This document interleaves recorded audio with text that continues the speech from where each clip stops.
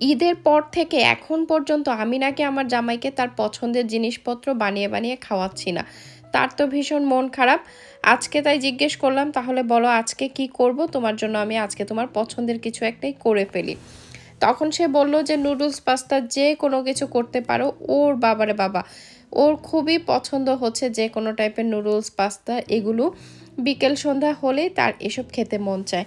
তো আজকে একটু সন্ধ্যার পরপরই সে চেয়েছিল, তো একবারে একটু বেশি করে বানিয়ে নিচ্ছি যেটা কিনা আমরা আজকে ডিনারে খেতে পারবো।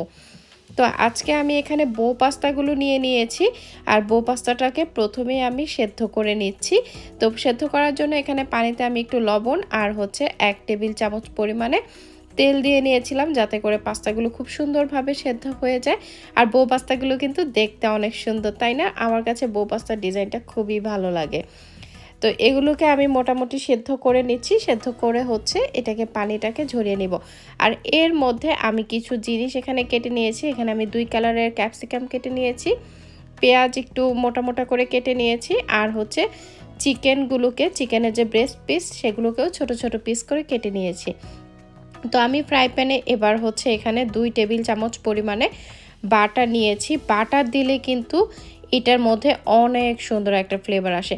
আর এইটা পুরাপুরি আমি আমার নিজের মতো করে রান্না করি। আমার এখানে মোটামুটি যা মনে আসে বা ঘরে যেসব জিনিসপত্র হাতের কাছে থাকে সেগুলো দিয়েই আমি বানিয়ে ফেলি। তো আপনারাও দেখতে থাকুন। তো এর মধ্যে কিন্তু আমি কিছু হচ্ছে রসুনের কুচি দিয়েছি। রসুন কুচিগুলো বেশি দিলে বেশি মজা লাগে। তো রসুন কুচিগুলোকে আগে হালকা একটু ভেজে নিচ্ছি। তো রসুন কুচিগুলো যখন একটু ভাজা হয়ে যাবে, বাটারের সাথে খুব সুন্দর একটা ফ্লেভার আসবে, তখন আমি ওই যে চিকেনগুলোকে ছোট ছোট কিউব করে কেটে রেখেছিলাম সেগুলো এর মধ্যে দিয়ে চিকেনটাকে আগে হালকা একটু ভেজে নিব।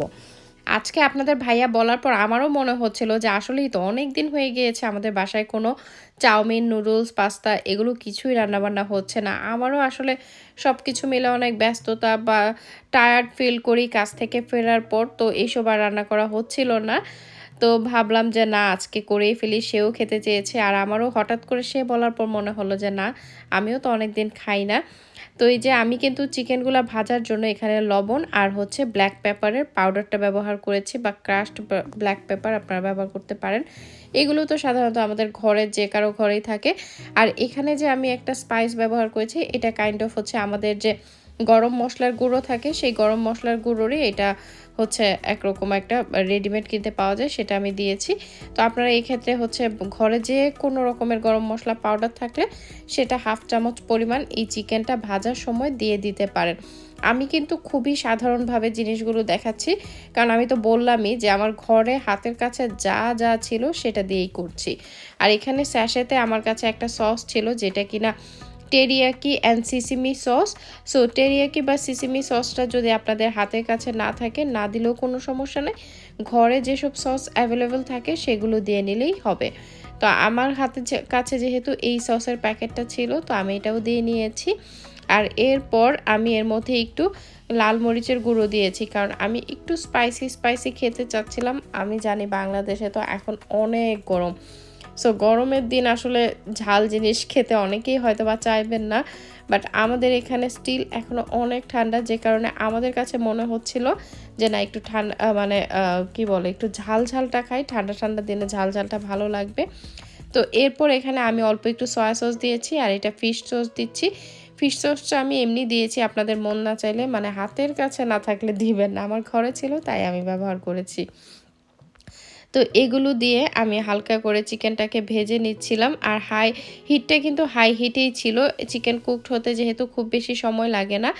এরপর আমি পেঁয়াজগুলোকে অ্যাড করেছি। পেঁয়াজগুলোকে দেখেন আমি কিন্তু মানে বড় করে খুব কাটিও নি, আবার একদম ছোট করেও কাটিনি। মোটামুটি হচ্ছে ছোট কিউব করে কেটেছি। আর পেঁয়াজগুলো যেন একদম নরম না হয়ে যায়, যে কারণে আমি কিন্তু পেঁয়াজগুলোকে পরে ব্যবহার করেছি। আর এরপরই হচ্ছে ক্যাপসিকামগুলো দিয়ে নিচ্ছি। ক্যাপসিকামগুলো দেওয়ার পর অনেক সুন্দর লাগতেছে, তাই না? কারণ এখানে হচ্ছে রেড আর গ্রিন ক্যাপসিকামটা আমি চেষ্টা করি রান্নার মধ্যে ব্যবহার করতে। এতে করে না আমার কাছে খুবই কালারফুল লাগে। তো আমার ঘরেও এই 2 কালারটাই এখন অ্যাভেলেবল ছিল, আমি এই 2 কালার ক্যাপসিকাম দিয়েছি। আর তারপর সেদ্ধ করা যে বো পাস্তাগুলো ছিল সেগুলো আমি হাত দিয়ে একটু ছড়িয়ে ছড়িয়ে দিয়ে দিচ্ছি। এটা আপনাদের ভাইয়ার আসলে অনেক দিনেরই অভ্যাস। বাসায় আমি থাকলেই বা সন্ধ্যায় ও বাসায় থাকলেই ওর কাছে মনে হয় যে না কিছু একটা আমরা খাই। আর আমাদের আসলে দেশে থাকতে থেকেই এই অভ্যাসটা ছিল। বিকেল বা সন্ধ্যা হলেই দেখা যেত যে আমি কিছু না কিছু একটা বানিয়ে নিতাম ওর জন্য, কোনো একটা স্ন্যাক্স বা কোনো একটা চাউমিন বা কোনো একটা পাস্তা। তো আজকের পাস্তা সাধারণত এইখানে আসার পর দেখা যায় যে বেকড পাস্তাটা আমাদের অনেক বেশি করে খাওয়া হয়। তো আজকে অনেক দিন পর পাস্তাটা হচ্ছে এই যে এরকম করে রান্না করতেছি আর কি। তো এখন আমি এখানে টমেটো কেচাপ আর হচ্ছে মায়োনিজ দিচ্ছি। এই ২টা দেওয়ার পর মানে বিশ্বাস করবেন না, এইটার টেস্টটা টোটালি চেঞ্জ হয়ে যায়। একদম মানে পুরা পাস্তার টেস্টটাই চেঞ্জ করে দেয় জাস্ট যদি আপনি লাস্টের দিকে এসে মায়োনিজ আর হচ্ছে টমেটো কেচাপটা ইউজ করেন।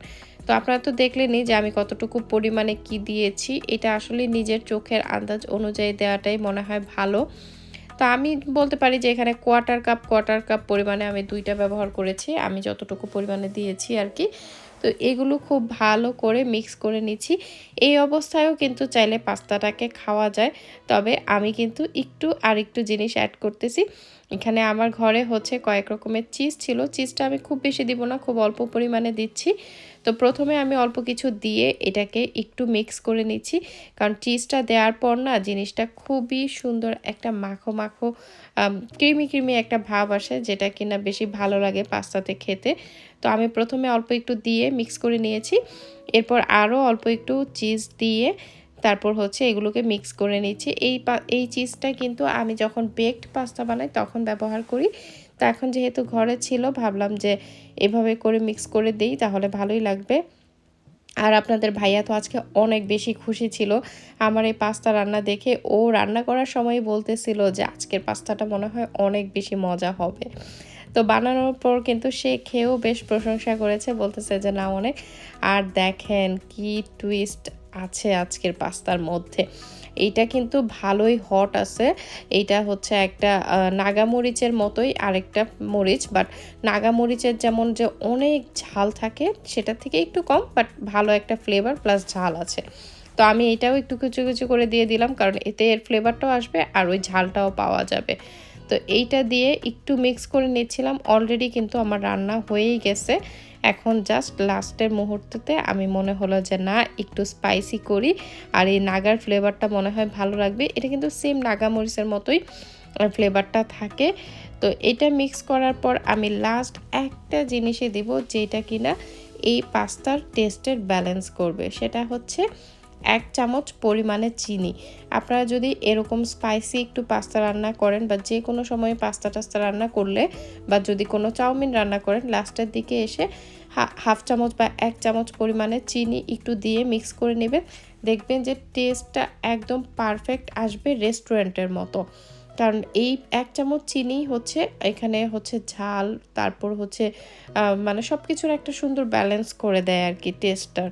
তো এই তো আমার পাস্তা রান্নাটা হয়ে গিয়েছে। যদি ভালো লাগে অবশ্যই কিন্তু আমার ভিডিওগুলো আপনারা শেয়ার করবেন।